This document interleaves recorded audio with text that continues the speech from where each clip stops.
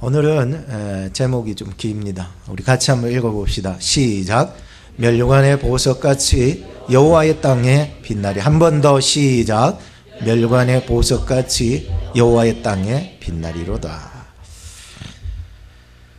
지난날 송구영신 예배 후에 한국에 있는 서혜영 자매에게 또 우리 헌금도 하고 또 마음을 같이 기도하는 한국 자매예요. 스가랴 9장 14절부터 17절을 이렇게 사진을 탁 찍어가지고 우리 같이 새해 주실 하나님의 말씀이라고 보내줬더니 답변이 오기를 감사합니다 목사님. 근데 그 뒤에 문장이 참 감사합니다 목사님 말씀이 어려워요. 물론 제가 앞뒤 잘라버리고 그냥 이 말씀이 오늘 축복의 말씀이라고 던져줘 버리니까 감사는 한데 말씀이 어렵더라는 거죠. 그래서 다음날 말씀을 좀 풀어주었습니다. 첫째는 하나님의 임재가 번개처럼 회오리바람처럼 너에게 임하리라, 이런 축복이다. 그리고 둘째는 만군의 여호와, 이 전쟁의 신이죠. 우리 영적 전쟁의 신이 만군의 여호와께서 너를 호위하시고 원수마귀 대적들을 다 물리치시리라는 약속이다. 셋째는 멸류관의 보석처럼 너는 빛나리라 라고 하는 약속이다. 넷째는 하나님의 형통과 아름다움 속에 곡식과 새 포도주로 강건한 인생이 되라고 풀어줬어요. 목사님은 나한테는 말이야 그런 메시지 안 보내줘. 여러분들은 송구영신 때도 이 말씀 들었고 오늘도 이 말씀 듣고 있기 때문에 그래. 그랬더니 다음날 답변이 오기를 아멘, 저 같은 부족한 사람에게 이렇게 큰 축복 기도로 함께 해주시니 너무너무 감격스럽고 행복합니다. 용기가 납니다. 하나님의 축복으로 덤으로 살고 있는데 2019년에는 하나님이 저를 통해 하시고 싶은 일들을 보고 깨닫기를 기도합니다. 삶의 자신감을 갖게 해주시는 시간입니다. 고맙습니다. 저도 기도하겠습니다. 매 순간 선기도 후행동하도록 노력하고자 합니다. 기도하겠습니다. 그리고는 교회에서 보내준 소포가 도착했다고 연락받았으니 퇴근 후에 곧장 집으로 가야겠습니다 하면서 우리 표시를 이렇게 기쁨의 표시를 딱 이렇게 이어주는 거예요. 너무 기뻐가지고 말이죠. 두 가지 기쁨을 발견했습니다. 하나는 교회에서 보내준 소포가 도착해서 기쁘다는 거예요. 매번 한국에서 이렇게 우리 교회 생각하며 기도하는 자매거든요. 우리는 뭐 늘 누리고 있잖아요.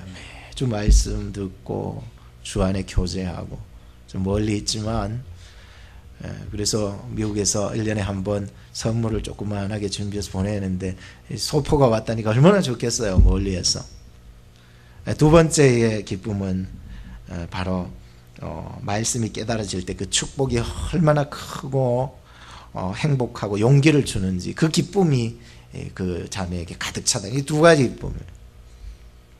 오늘 하나님께서 예수 그리스도 통하여서 여러분들에게 주신 선물이야말로 이 세상에 그 무엇과도 비교할 수 없는 선물이 아니겠습니까? 예수님을 닮는 사람이야말로 그 사람이 진짜 멸류관의 보석이라는 거예요. 여러분들 마음속에 예수님이 계신가요?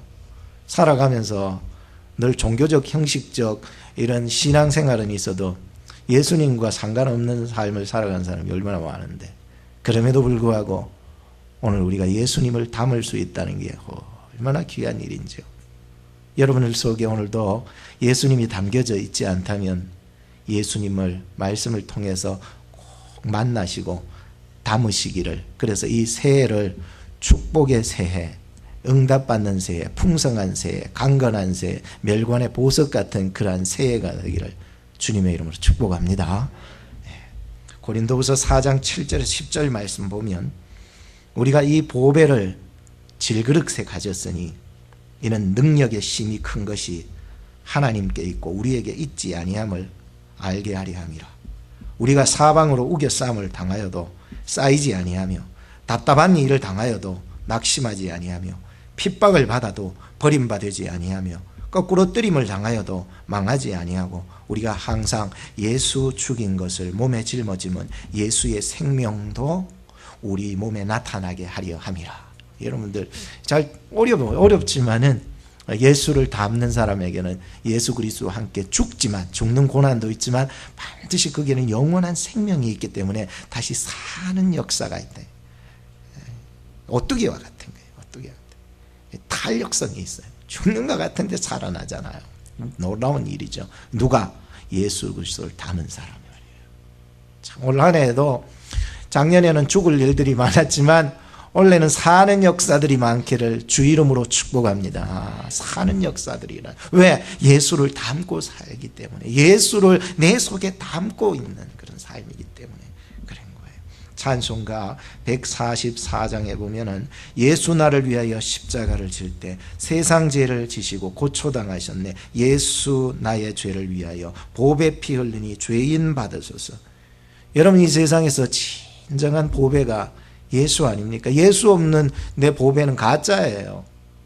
가짜만 붙잡고 살아가지 말고 예수 만나서 예수 닮고 살아갈 때에 나의 진정한 존재의 의미뿐만 아니라 살아갈 이유, 필요성을 하나하나 매일매일 발견하게 하시는 하나님, 성령님.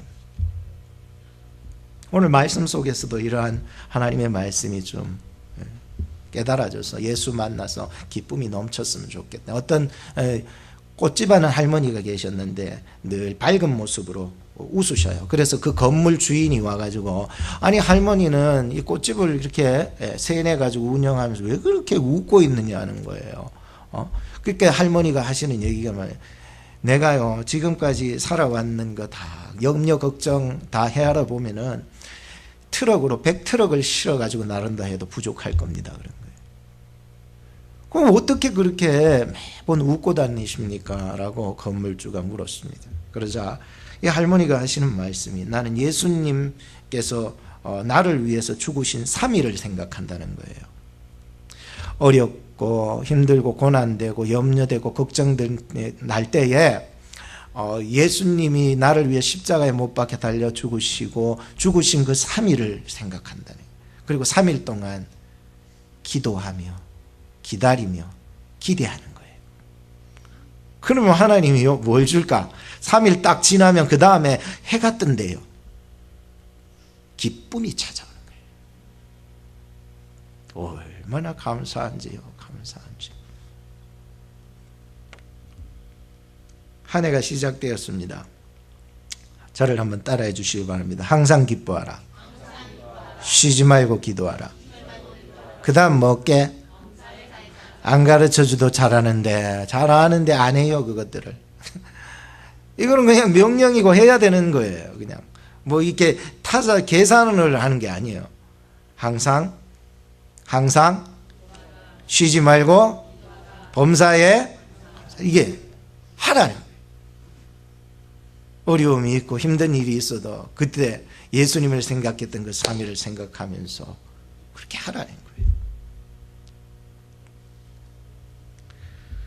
세상에 많은 박사들이 연구를 했는데 사람이 기뻐하고 웃을 때에 이 육체적인 건강뿐만 아니라 정신적인 건강까지 찾아온다고 이게 이미 세상에 발표되었습니다. 여러분, 이 기쁨이라고 하는 거 얼마나 좋은지요. 잠언서 15장 13절에 보면 마음의 즐거움은 얼굴을 빛나게 한다는 거예요. 오늘 뭐 면류관의 보석 같은 우리들이 기쁨을 잃어버리고 우울해가지고 살아간다면은, 그 염려 그대로, 걱정 그대로, 근심 그대로 살아간다면 얼마나 빛나지 않는 거예요. 그거는 면류관의 보석이 얼마나 빛이 납니까? 예수 믿어서 내가 기쁨을 이겨내가는 거예요. 고난이 있지만 이겨나. 얼굴에서 항상 기쁨이 흘러남지. 오늘 우리의 삶의 이 2019년도의 스타트가 기쁨으로 출발해야 되는 거예요. 하나님 나에게 기쁨을 주시옵소서. 기쁨은 명령이니까 난 기뻐하며 살아가게 해줬어요. 마음의 근심은 심령을 상하게 한다는 거예요. 근심 맨날 하면 뭐예요? 주를 바라보시기 바랍니다. 사람 보면 실망해요. 세상 보면 실망해요. 그렇지만 나의 주님, 생명의 주님, 영생의 주님을 바라볼 때 참된 기쁨이 이 속에서 솟아나게 된다라고. 한번 옆에 사람하고 인사합시다. 웃으면서 살아갑시다. 웃으면서 살아갑시다. 웃으면서 살아가야 돼. 맨날 모든 염려 걱정, 자기 염려 걱정뿐만 아니에요. 그런 사람들은 보통 나무 염려 걱정, 한국의 탤런트까지 염려 걱정 근심, 그거까지 갈 필요 없어요. 여러분, 주님한테 다 맡기시기를 주님의 이름으로 축복합니다. 첫째로 스가랴 9장에서 14장 말씀 속에서 지난주에 우리 계속 봤던 말씀이에요. 지난주 계속 한 주간을 스가랴 말씀 9장 14절 말씀까지 쭉 보면서 만난 예수님이 있어요. 굉장히 중요해요. 넘어보고 기뻐하라. 넘어서 보고 기뻐하라 라고 하는 책이 있는데, 거기 보면은 보는 것이 달라지면 모든 것이 달라진다는 말이 있어요. 보는 게 달라지면 모든 게 달라진대요. 우리가 성경을 읽어도 보는 게 달라지면 모든 게 달라진다는 거예요. 성경을 읽어도 작년에 봤던 어떤 그러한 것도 맞지만 올해 또 하나님이 나에게 주실 축복을 보시기 바랍니다. 특별히 저는 이 스가랴 말씀을 보면서 예수 그리스도를 보게 돼요. 얼마나 많은지 모르겠어요. 구약인데도 예수님이 막 툭툭 나오시는 거예요. 하나님 감사합니다. 예수님이 나에게 어떤 분으로 다가오시는지 나도 예수님처럼 닮아가기를 원합니다. 주님 말씀하여 주시옵소서 하니까 예수님이 더 나오시는 거예요. 말씀 속에서 예수님이 나오셔요. 이게 너무 감사해요. 오늘도 여러분들이 말씀 속에서 예수님을 꼭 만나시기를 바랍니다. 예수님을 봐야 하는 거예요. 말씀을 읽으면서 잡다한 생각하지 말고 저 사람 죽이려고 미워하고 시기하고 질투하고 괴로워하고 탐욕을 부리고 교만하고 내 자존심만 하나님의 윗자리에 올려놔놓고 살아가지 말고 성경을 보더라도 예수를 만나야죠. 예수를. 그러면요 힘이 나는 거예요. 6가지의 말씀 구절 속에서 만난 예수님을 잠깐 좀 귀찮더라도 말씀이 들어와야 되니까 말씀을 읽어드릴게요. 제가 그동안 한 주간 동안 그 하루하루 보면서 진짜 많은데 핵심적인 것만 말씀드린 거. 첫째는 스가랴 9장 9절이었어요. 겸손하신 예수님을 만났어요. 예수님이 얼마나 겸손하셨으면은 흰 말을 타신 게 아니에요. 뭘 타셨을까요? 나귀 새끼를 탔어요. 얼마나 예수님이, 그분은 뭐예요? 왕이신데, 왕이 우리에게 오신다고 하셨는데 그 왕 되신 분이 나귀 새끼를 타고 오셨다고. 얼마나 낫죠. 그렇게 낮춰주셨기 때문에 예수님께서는 나같이 천하고 부족하고 약하고 한계성을 느끼는 이런 존재에 오셔서 나를 다시 일으켜 세우시는 거예요. 9장 9절에 한번 읽어드릴게요. 말씀이 여러분들 가슴 심령판에 확 박혀야 합니다. 보라 너의 왕이 너에게 임하나니. 너에게 임한대요. 보라 너의 왕이 너에게 임하나니 그는 공의로우며 구원을 베풀며 겸손하여 나귀를 타나니 나귀의 작은 것 곧 나귀 새끼니라. 미천한 저에게까지 주님 오셨던 그 모습이었어요. 두 번째는 든든하신 예수님을 보게 되었어요. 만나게 되었어요. 10장 4절 말씀이었어요. 여기에 보면은 모퉁이 돌 대신 예수님. 얼마나 든든해요. 여러분들 건물에 모퉁이 돌쥐 빼쁘면 그 건물 쓰러져요. 기울어져요. 그 건물의 대표가 뭔 줄 아세요? 모퉁이 돌이에요. 건물에서 한쪽 기통이 모퉁이 돌, 거기에 그 몇 년 언제 다 해놓잖아요. 그들 빼쁘면은 다 무너지는 거예요. 얼마나 나의 인생에 있어서 예수님이 나를 든든하게 지탱해 주시는지. 예수 빠지면 내 인생은 선 것 같아도 아무리 높아도 아무리 삐까뻔쩍해도 다 넘어지는 거예요. 말뚝 같대요. 싸우는 활과 같대요. 권세 잡은 자, 이야, 마귀 권세를 단숨에 넘어뜨릴 수 있는 그러한 예수님을 그 속에서 발견했어요. 자, 10장 4절에 보니까 모퉁이 돌이 그에게로서, 말뚝이 그에게로서, 싸우는 활이 그에게로서, 권세 잡은 자가 다 일제히 그에게로서 나와서 싸운대요. 하나님이 나를 통하여서 싸우시기를 원하시는 거예요. 모퉁이 돌처럼, 말뚝처럼. 말뚝이 여러분 알죠? 어떤 텐트를 치더라도 말뚝으로 딱 박아놓으면 바람이 불어도 안 날아가요. 말뚝이 뭐 흔들리면 안 돼요. 말뚝 대신 예수님. 응? 그리고 싸우는 활과 같이, 또 권세 잡은 자와 같이, 권세 잡은 자는요 딱 나서면요 다 죽어. 뭡니까? 마귀 원수 대적들이 올 한 해에 여러분들, 예수 믿는 여러분, 예수님과 동행하는 여러분이 나갈 때에 마귀 원수 대적들이 다 물러가기를 주님의 이름으로 축복하는 것입니다. 이런 약속의 말씀들이 속에 들어있더라니까요. 그건 내 힘이 아니에요. 내가 잘난 게 아니라니까요. 그건 내 속에 계신 주님이 함께 하시니까. 말뚝 대신 주님이래요. 얼마나 강력합니까? 나를 요동하지 않게 나를 호위하시고 보호하시고 말이죠. 세 번째 말씀은 11장 4절 말씀과 12절 말씀이었어요. 참 목자 예수님을 만났어요. 세상에는요 많이 목자라고 하면서 자기가 선지자 노릇하는 사람 많은데요, 속지 마세요. 세상에는요 많은 소리들이 자기가 진리인 양 말을 하는데 속지 마세요. 겉만 번지르르 하지 속이 없어요. 그런데 예수님은 참 목자가 되시는 거예요. 그게 뭡니까? 11장 4절에 이렇게 말씀합니다. 여호와 나의 하나님이 가라사대 너는 잡힐 양떼를 모이라. 스가랴를 통하여 참 목자 되신 예수님을 보여주셨다는 거예요. 그래서 스가랴는 은총의 막대기, 연락의 막대기를 딱 들고 나아가서 잡힐 양떼들, 정말 잡힐 양떼라고 하는 것은 정말 하나님 잊어버리고 정말 부패하고 썩어빠진 이스라엘 백성들을 말해주는데, 그 이스라엘 백성들을 먹이라는 거예요. 돌보라는 거예요. 공구하라는 거예요. 뭐 은총의 막대기랑 연락의 막대기를 탁 들고 나가서, 한 막대기는요 외부적인 세력들을 막는 그런 막대기고요, 또 한 막대기는요 어디 어려움을 당했을 때 건져내는 막대기, 이 은총의 막대기, 연락의 막대기라고 그래요. 우리 주님이야말로 스가랴를 통해서 보여주신 참 목자 아니십니까? 그런데 스가랴가 그렇게 이 양떼들을 목회해 나갈 때에 사람들이 스가랴를 마음으로 받아들이지를 않았대요. 그러니까 스가랴가 이게 화딱질이 나가지고 그 짝대기 두 개를, 연락의 짝대기와 은총의 짝대기를 꺾어버렸어요.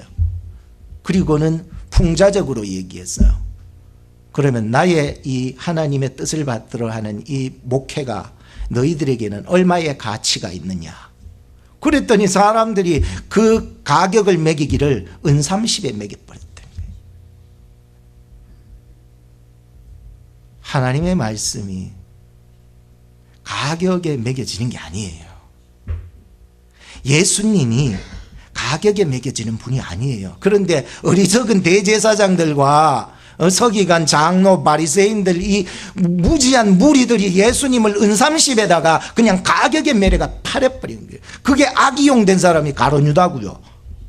얼마나 어리석습니까, 여러분?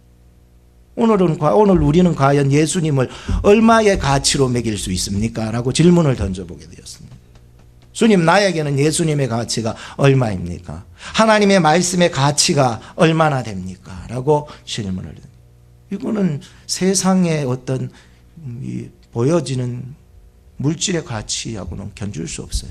믿으십니까? 예수님이 나를 위해서 십자가에 못 박혀 죽으사 나의 영혼을, 나의 인격을, 나의 몸을, 내 전 생애를 구원하여 주셨거든요. 계속 예수님을 만나게 되었어요. 네 번째는 12장 10절에서 만났습니다. 예수 그리스도 안에 성령을 재확인하게 되었어요. 마지막 기도회를 어제 마치고 집으로 돌아가면서 입에서 찬양이 막 나오는 게, 성령이 오셨네, 성령이 오셨네, 성령이 오셨네. 막 올 한 해도 능히 이김을 주실 성령의 임재를 다시 확인했어요. 예수 믿는 자에게는 성령이 함께 하심을 믿으시기 바랍니다. 여러분 예수 믿잖아요. 성령이 함께 하신다. 때가 되면 성령 충만함을 받아 내가 생각지도 못한 일을 이루어 나가게 하시는 분이시죠. 12장 10절에 이렇게 말씀합니다. 내가 다윗의 집과 예루살렘 거민에게 은총과 강구하는 심령을 부어주리니. 주님 앞에 통회하고 자복하고 엎드려서 정말로 회개하는 자에게 참된 기쁨이 오는 거예요. 내가 뭘 얻어가지고 내가 뭘 소유해서 내가 뭘 누리고 내가 뭘 한다 해서 기쁨이 오는 것도 맞죠. 맞지만 그보다는 좀 본질적인 것이 있어야 되는 거예요. 주여, 주님 앞에 회개하는 심령을 가지게 해 주십시오. 그 회개가 터지면요, 회개 기도가 터지면 그 사람은 진짜 기쁨이 온다니까요. 이게 뭡니까? 예수 그리스도 안에 성령의 능력이 오는 거예요. 눈물 한번 흘리면 못할 게 없더라고요. 눈물 안 흘려서 못하는 거지, 눈물 한번 흘려버리면요 못할 게 없어요. 어떤 난관도 뚫고 나갈 수 있는 힘을 성령께서 그 회개하는 심령에 함께 주시기 때문이라 알았기 때문에. 그래서 12장 15절 말씀에 만군의 여호와로 말미암아 무엇을 얻었다? 힘을 얻었다. 이 힘은 나에게로 말미암아 온 것이 사람에게로 말미암아 온 게 아니라 만군의 여호와로 말미암아 내가 힘을 얻었다고 얘기할 수 있게 되는 거예요. 선포가 되는 거예요. 다섯 번째는 13장 1절 말씀입니다. 죄와 더러움을 씻어주시는 예수님을 만나게 되었어요. 우리의 우상으로 더러워진 우리의 마음속의 우상들, 저는 우상들이 외형적으로도 많지만은 무엇보다 더 무서운 것은 우리 마음속에 있는 거짓과 탐욕과 교만과 자만심, 이런 것들로 말미암아 우리가 엄청나게 더러워집니다. 마음속에 있는 음란이요, 육체적 음란보다도 더 무서운 거라고 예수님은 말씀했거든요. 겉으로 사람 죽이는 것보다도 미움으로 사람 죽이는 게 더 무서운 살인이라고 예수님이 말씀하셨거든요. 그러니 오늘 진정으로 우리의 우상들은 보여지는 것보다도 보여지지 않는 것이 더 무서운 거예요. 주여, 올 한 해에 나의 우상이 무너지게 해 주십시오.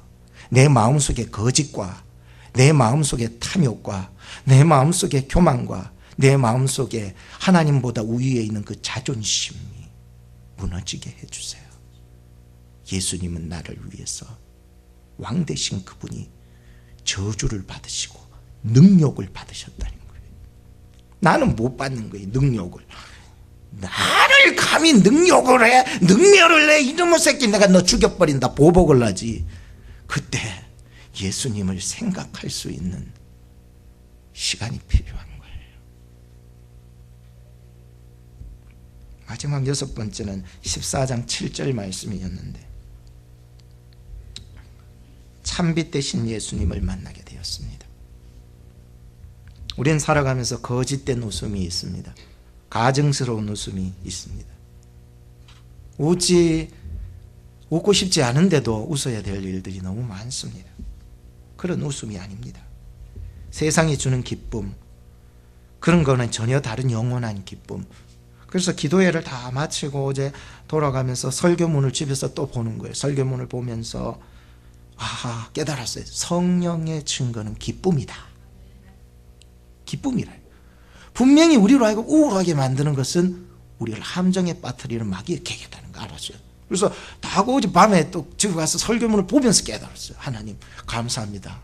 내 다시 우울하지 않게 해주시고 침울하지 않게 어둠 속에 빠지지 않게 해주옵소서. 그 나로 하여금 나를 함정에 빠뜨려서 넘어뜨리려고 하는 마귀의 계획이기 때문에 주님 성령의 증거는 뭐라고? 기쁨. 한번 따라합시다. 항상 쉬지 말고 범사에 이렇게 살아가시기 바랍니다. 기뻐하는 마음은요 성령이 주시는 증거이기 때문에. 그래서 지난 6일 동안 한 말씀 예수님을 만나가지고 주님 다시 나 살려주셔서 감사합니다 이런 마음을 얻게 되었던 것이었습니다. 둘째는 면류관의 보석같이 여호와의 땅에 빛나리로다. 이 부분을 좀 더 핵심적으로 말씀드리고 설교를 마칠까 합니다. 오늘 읽었던 14절 15절 말씀을 보면서 아주 핵심적인 네 가지의 말들을 좀 만들어 보았습니다. 첫째는 위로부터의 도우심, 둘째는 옆에서의 호의하심, 셋째는 면류관의 보석처럼 구원하여 주심, 형통과 아름다움과 강건케 하심의 축복이 이 오늘 본문 말씀이 네 가지의 주제거리들로 쫙 들어가 있었습니다. 먼저 14절로부터 15절을 다시 보시기 바랍니다.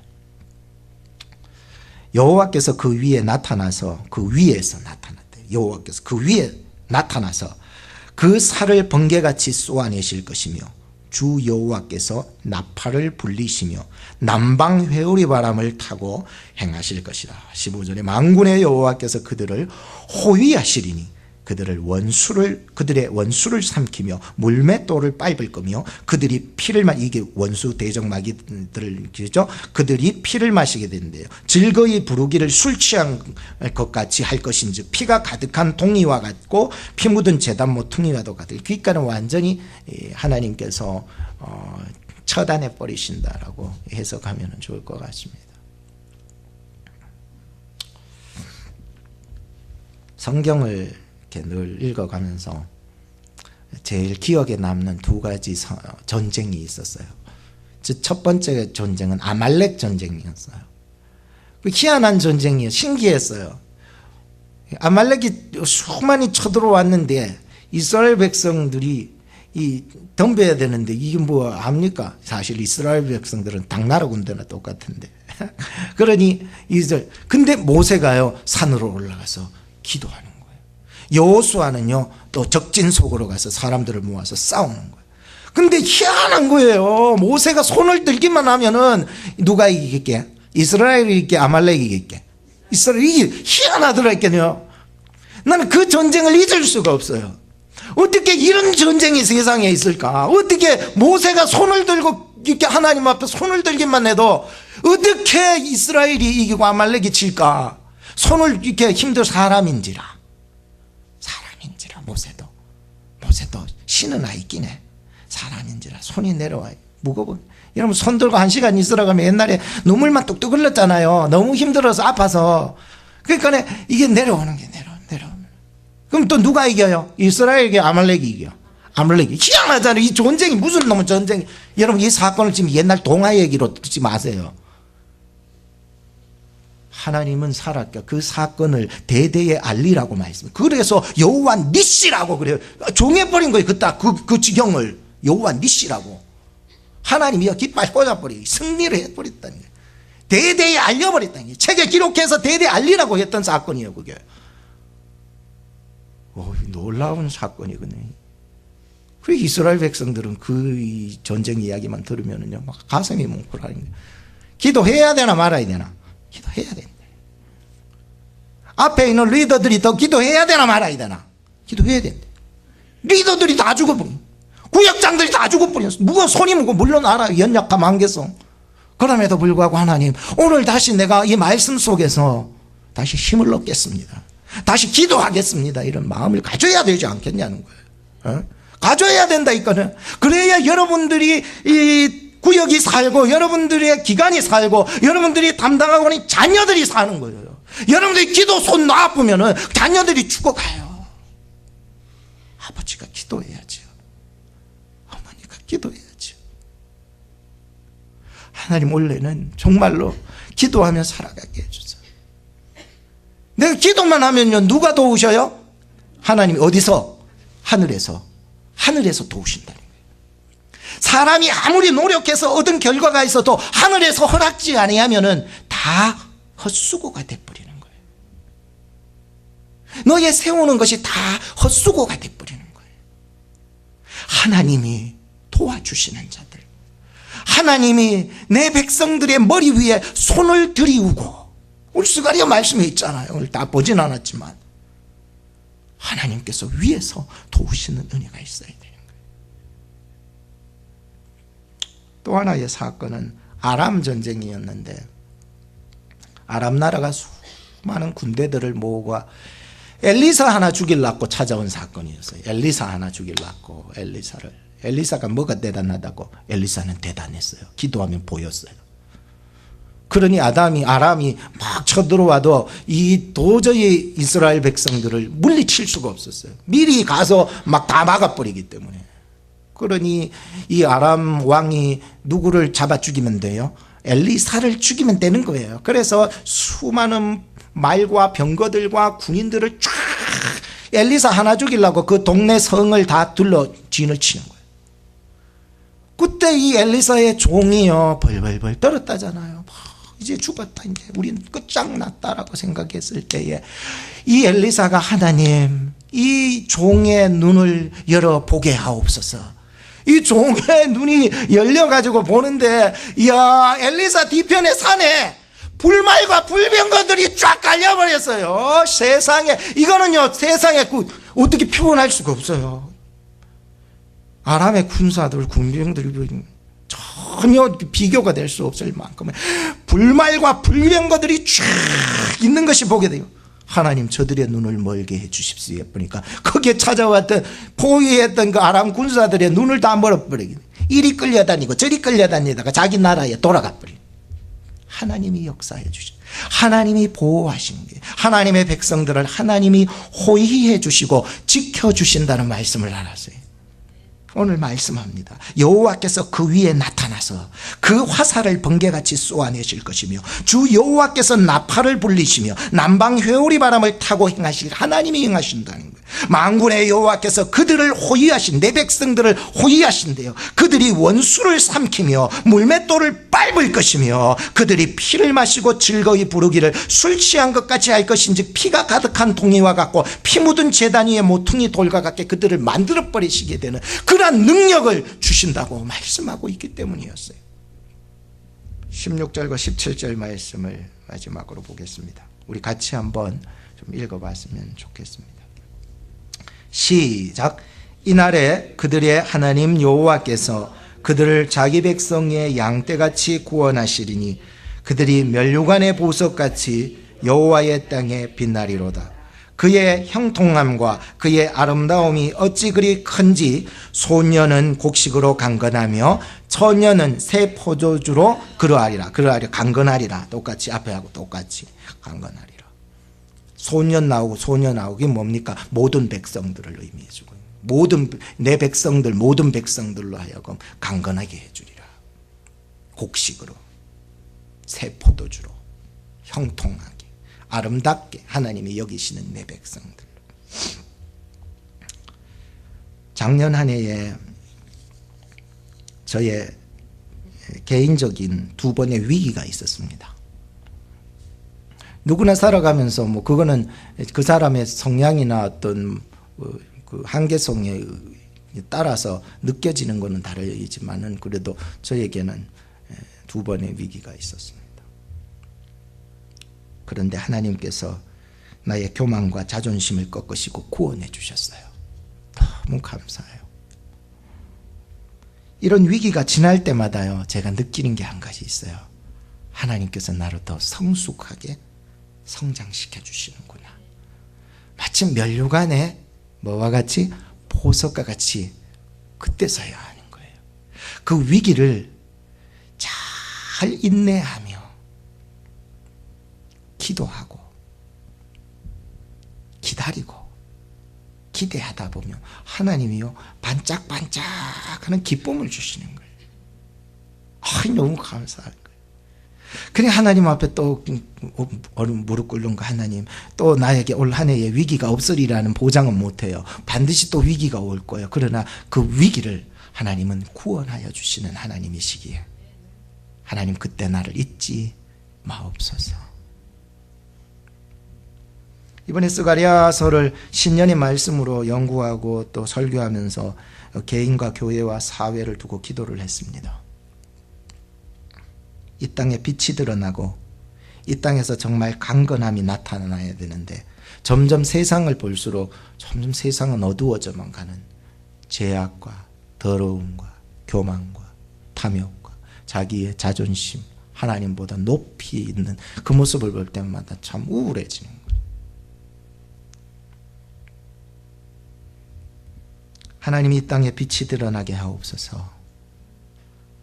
하나님, 내 심령에 빛이 드러나게 하옵소서.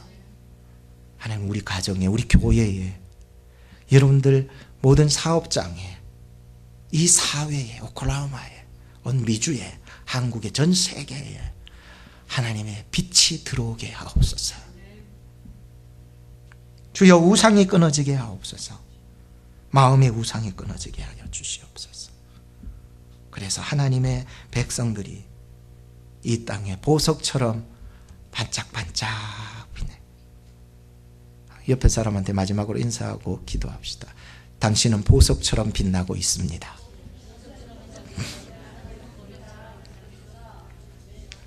기도하겠습니다. 하나님께 감사와 영광을 올려드립니다. 지난 한 해 하나님의 도우심과 보호하심, 그리고 면류관의 보석처럼 구원하심, 그리고 형통케 하시고 아름답게 하시고 강건하게 하셔서 올 한 해에 스가랴에 주신 말씀처럼 정말 면류관의 보석이 되어 빛나는 우리 성도들의 삶, 저들의 사업장, 가정, 자녀들, 이 오클라호마 땅, 미국, 한국, 전 우주촌 전체가 예수 그리스도로 말미암아 빛이 나는 그러한 우리의 인생이 될 수 있도록 축복하여 주시옵소서. 예수님의 이름으로 기도하옵나이다. 아멘.